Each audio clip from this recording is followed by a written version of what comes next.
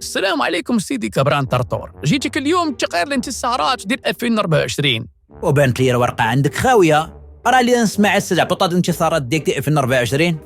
أول حاجة عندنا مؤتمر دبلوماسي كبير وراه زخم سياسي قوي. وشكون الدول اللي حاضره معنا؟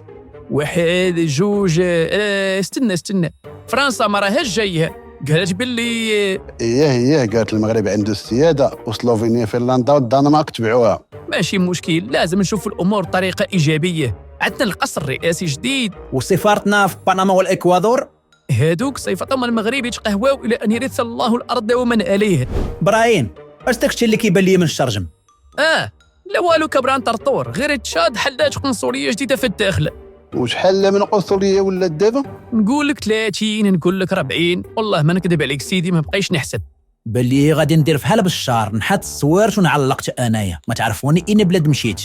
اصبر سيدي طرطور، 2025 باذن الله غادي تكون امنه. انت كل عام بقى تقول لنا نفس الهضره، غنجرجرنا من وراك بحال شي قروده. هاد المره مختلفه، عندي خطه جديده. خطه جديده؟ انا بانت لي غير القنصليه اللي جديده.